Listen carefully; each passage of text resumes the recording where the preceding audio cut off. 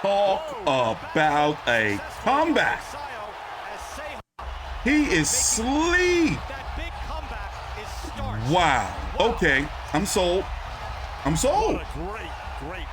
I am sold. Great knockout. And I hope Ceja's bro, I hope he's okay. He is sleep. He's still out, Joe. Yeah, look, it's exhilarating on one side. Here, let me mute for a minute. We are here live. Wow, that woke me up.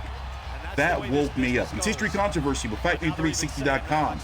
Julio Ceja was looking like he was on his way to get a unanimous decision, maybe controversial decision to some, because looking at the unofficial scorer for PBC on Fox, Larry Hazard, I was wondering, oh, he's awake. He's with us now.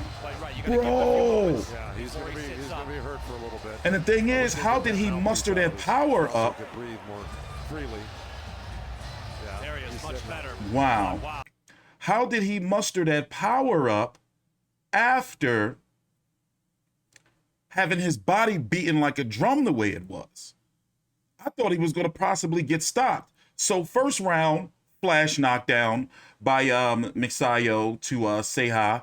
Ceja started laying the hands, the gloves on him. I'm talking about mean, vicious body work. And I was thinking to myself, you know, Magsayo was going to have to do something about that. And sure enough, he was knocked down later on in the fight. I forgot exactly what round it was, but wow. Hold on, let me turn it up. Listen in. Please subscribe. It's History Controversy with FightView360.com. I'm in shock. So I do all my videos live and uncut. Where it looked like Ceja is busting this kid up, and the momentum has shifted. Magsayo came back again, renewed vigor in that round, and he came firing back. Yeah. And we will take another look at just what put Ceja out. Well, here we go. Ceja gave up some ground. Well, that was the end of it. He had gotten hurt already. But if we see I can't show the whole thing because that's illegal for the people who are going to be in the comments talking shit. But I can show you brief excerpts. Be a fair use. That's the one that put him to sleep. And the thing is, he was landing that punch consistently. He was out. Rolled over, and he like, you know what? I'm going to bed. Tired. Punches have real length, so he got to watch his feet get in position. Throws the hook, but then he closes in and still is able to jump in. He'll try the hook again, the right hand, and pivot off that right leg. Yo, that's a big comeback, yo. Opened up his guard and allowed that to I'm interested to see the scorecards. It was a brilliant, but it came so fast, he never saw it. He never saw that right hand land. Like, he didn't just knock him out, he put him to sleep. That was truly magnificent. So let me tell you what's going on. The way he went through it. Here's Backflip. the backflip. Executed. Wow. Perfect. Almost, well, not perfect.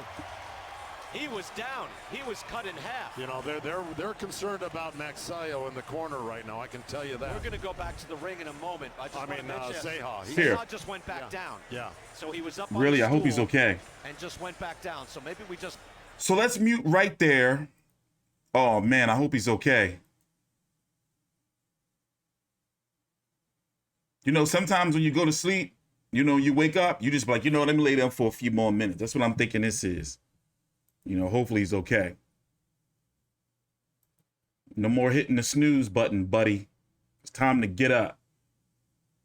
But listen, yo, this dude, yo, he's dangerous. So here's what's going to be happening. He is now won the WBC Eliminator, from my understanding, to fight for a championship against Gary Russell Jr., current WBC 126-pound champion. Hey, let's turn it up. Please take your time, like the video, subscribe. Also, follow me on Twitter at T-Street-Contra, or just look it up. Oh, wait, let's listen in. National Featherweight Champion Mark Magnifico. Beautiful comeback. Beautiful comeback. He had to go through some fire to get that win. Again, we hope for the best with Ceja, who is back on his stool right now, and he's standing up. So that is good news. We're going to talk about the rankings and what's next for Magsayo. Yo.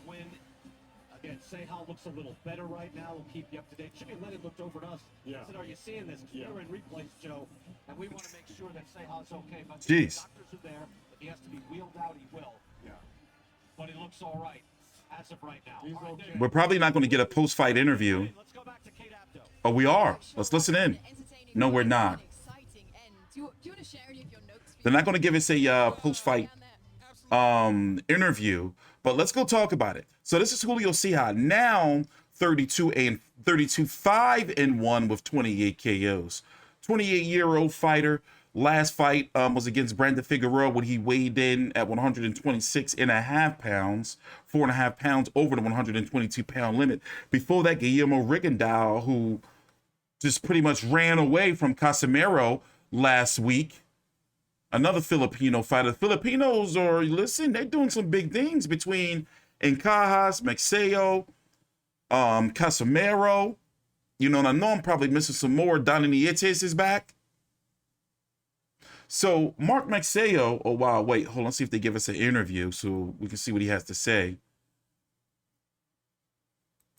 So he's now 23-0 with 16 KOs, the most impressive knockout of his career right now, and the biggest test of his career against a Julio Ceja. There's Manny Pacquiao right there.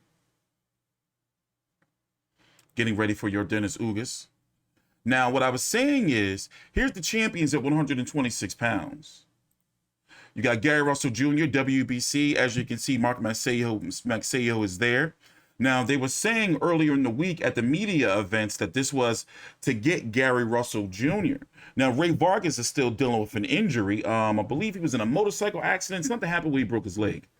So my understanding is that this fight against Ceja was to be the mandatory for Gary Russell, despite him being ranked number 5 right here. By the way, these rankings are from FightView360.com, my personal website. The link is down below in the description box. That is FightView360. Also, you can follow me on Twitter at T Street Controversy or on Instagram at T Street Controversy.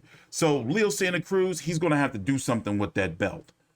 You know, he's going to have to vacate. And I'm guessing who's the dude that won it? I forgot the guy's name. That beat Jucan. Lord knows, I forgot the doggone dude's name. Well, anyway, Lee Wood should be the WBA super champ because Leo Santa Cruz, we don't know what he's going to do. And it's been like 2-something years since he defended that title. Kid Galahad is now the IBF champion. Emmanuel Navarrete is the WBO. Now, as you can see, Magsayo is on the PBC side.